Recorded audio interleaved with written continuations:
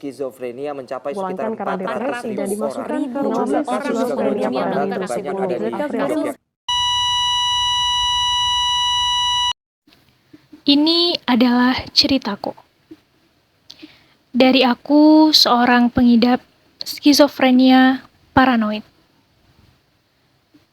Hidupku rasanya hancur sekali saat aku didiagnosa gangguan ini.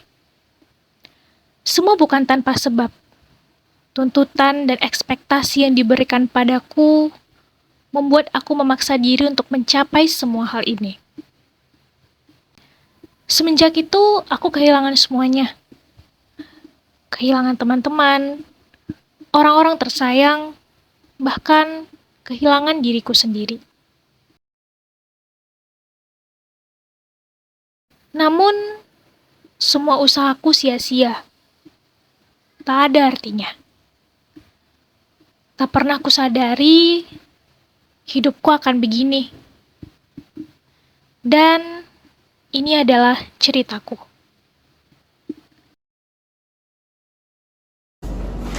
Iya, apa ini namanya C? Pantes namanya C, kamu tidur terus. Mana kata yang belajar? Nggak ada namanya kamu belajar. Ngapain kamu sama ini? Tinggal belajar aja susah. Mama dari pagi sampai sore sampai malam kerja, nyari duit untuk sekolah kamu, untuk kuliah kamu. Kamu apa? Tinggal belajar doang, hafal doang. Nyari materi, tinggal lihat Google. Sekarang ada banyak AI. Apa susahnya sih belajar? Belajar aja nggak bisa. Gimana sih kamu? Tuh lihat tuh anak Bu Kosidah. Apa kemarin tuh menang lomba debat internasional lagi? Pakai bahasa Inggris? Susah tuh bahasa Inggris. Nilainya A terus. Udah debat lomba, nilainya bagus. Kok dia nggak bisa? Dia kan tinggal belajar doang. Nggak ada memang suruh-suruh ke lomba kan? Gimana sih? Udah belajar lagi. Gak mau mama lihat nilai C lagi ya?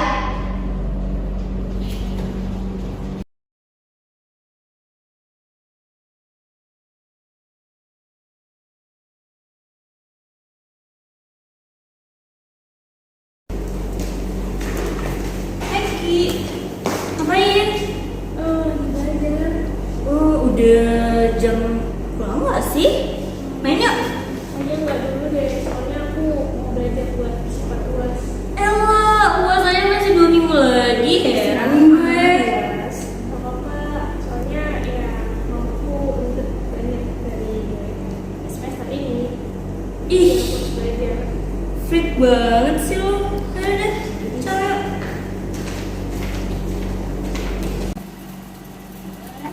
Itu orang kayak gitu makanya coba deh bayangin ya, ini tuh udah keberapa kali dia nolak tawaran kita buat main. Gila, iya orang juga mau kalau nilainya bagus, tapi masa sih nggak bisa gitu main bentar, manusia nggak sih? Gak mau mama lihat nilai C lagi ya? Apa susahnya sih belajar? Belajar aja nggak bisa. Ih, freak banget sih lo.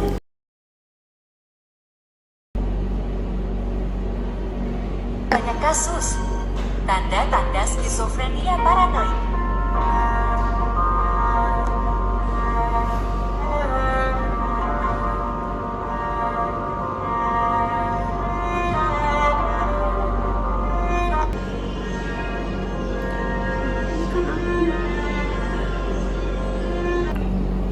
Jadi gitu Bu, permasalahan yang saya alamin selama ini. Oh, jadi gitu permasalahan yang kamu alami. Lalu kamu merasa bahwa kamu itu mengidap skizofrenia ya? Iya betul Bu, karena beberapa kali saya sempat melihat TikTok dan itu menunjukkan semua gejala saya Bu.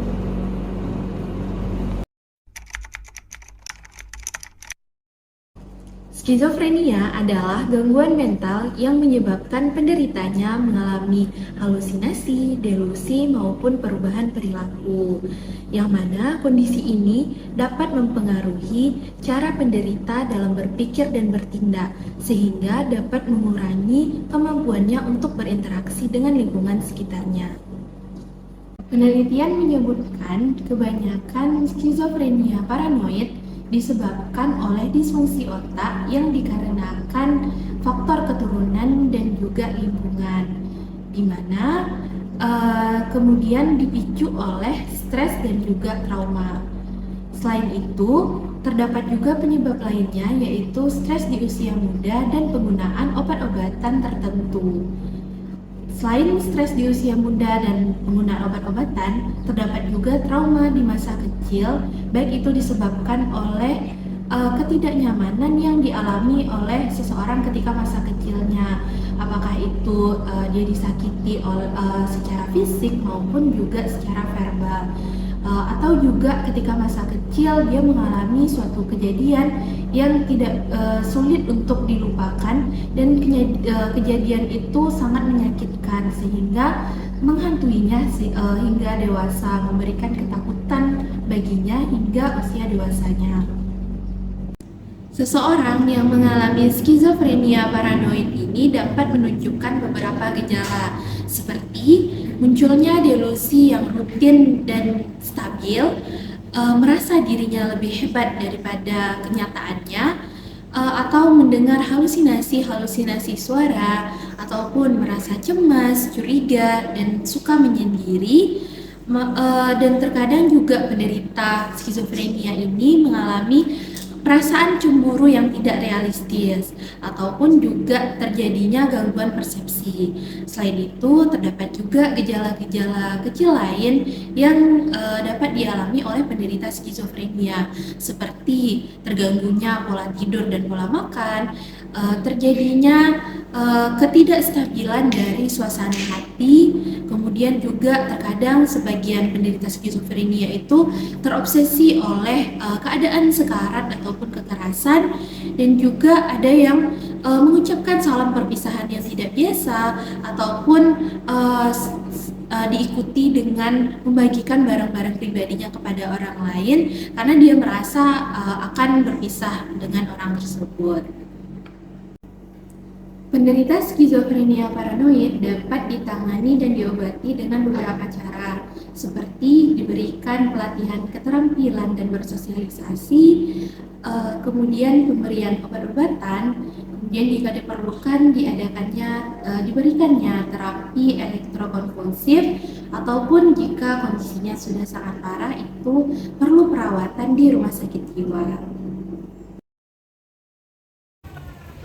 Untuk orang-orang yang merasa memiliki gangguan psikologi, hendaknya untuk tidak melakukan self-diagnose atau diagnosa terhadap diri sendiri, karena hal itu akan berbahaya dan hendaknya pergi ke psikolog terlebih dahulu. Hai, buat kamu yang telah mendapat diagnosa resmi dari psikolog bahwa kamu adalah penderita skizofrenia, tetap semangat, tetap usahakan untuk menjalani perawatan-perawatan terbaik yang akan diberikan oleh psikologmu. Dan juga tetap jaga hubungan dekatmu dengan orang-orang di lingkungan terdekat seperti keluarga dan juga tetap teman-temanmu. Tetap semangat ya! Untuk para orang tua, untuk tidak menekan anak karena setiap anak mempunyai kapasitasnya masing-masing. Dan jangan lupa untuk membimbing anak untuk meningkatkan kemampuannya dan mengapresiasi hal yang anak lakukan. Hai, buat kamu yang merupakan kelompok in-group seperti keluarga, teman, rekan sejawat dari penderita skizofrenia, ingat, kamu merupakan support system terbesar bagi mereka. Untuk itu, kamu harus selalu ada bersimpati dan empati kepada mereka. Dan buat kamu yang merupakan orang-orang yang kenal atau sekedar tahu ada penderita skizofrenia di sekitar kamu, baiknya kamu tidak menjat. Jangan julid ya, karena julitan kamu itu bisa membawa penekanan lebih lanjut kepada penderita skizofrenia.